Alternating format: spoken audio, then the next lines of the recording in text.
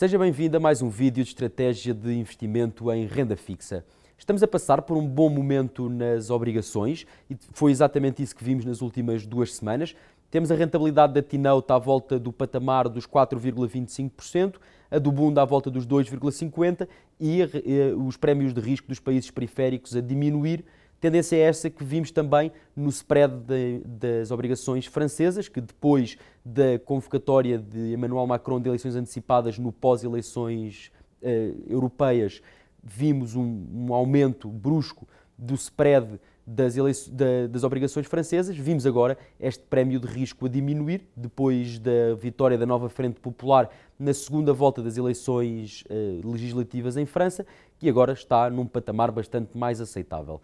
Apesar do ruído político na Europa, os fundamentos do mercado apontam para uma estratégia pró-bolsas, essencialmente por 2 razões. Primeiro, vimos a inflação europeia, a inflação americana a surpreender positivamente, desacelerou mais do que era esperado na taxa geral até 3% e na taxa subjacente até 3,3%. E segundo, porque salvo raras exceções, como é o caso do Banco de Inglaterra, que mantém um tom mais duro, os bancos centrais estão cada vez mais perto de implementar os primeiros cortes de taxas de juros. Nas próximas 2 semanas, a política europeia dá então lugar aos fundamentos e também aos bancos centrais. As próximas eleições serão nos Estados Unidos apenas dia 5 de novembro, ainda falta algum tempo, e o mercado não parece muito preocupado com a provável vitória de Donald Trump.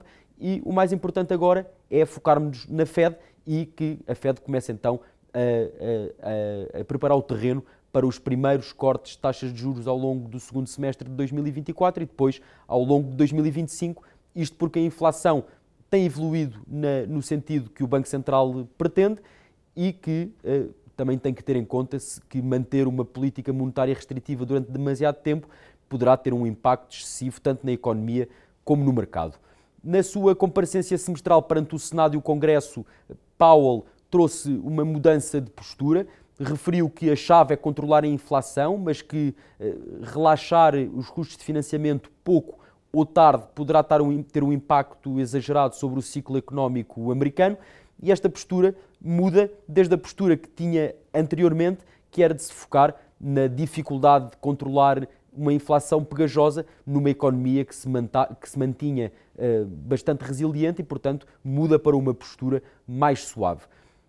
Há que relembrar também que a Fed tem um duplo mandato, ao contrário do BCE, tem o mandato de controlar o nível de preços, mas também o de maximizar o emprego, e também temos que nos relembrar que, apesar do risco de recessão nos Estados Unidos ser baixo, os indicadores de atividade económica têm vindo a diminuir e a apontar para um arrefecimento do ciclo económico, como vimos, por exemplo, com a taxa de desemprego que subiu para 4,1% em junho, ou com o indicador da Fed de Atlanta, o GDP Now, que tem vindo a ser revisto em baixa consecutivamente.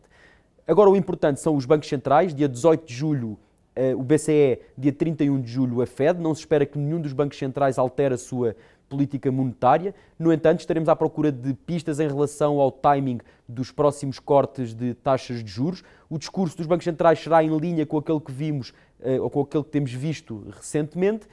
E, apesar de procurarmos pistas em relação ao timing do futuro da política monetária, o provável é que os bancos centrais não se comprometam com nenhum corte de taxas de juros em termos de calendário, pelo menos até à reunião de Jackson Hole, que será entre os dias 22 e 24 de agosto. A nossa estratégia é pró-obrigações e mantém-se assim essencialmente por 3 razões. Primeiro, a rentabilidade das obrigações é bastante atrativa em termos históricos. Segundo, as rentabilidades reais das obrigações melhoram à medida que a inflação desacelera. E terceiro, estes cortes de taxas de juros que se avizinham são mais um aliciante para o investimento em obrigações. Obrigado.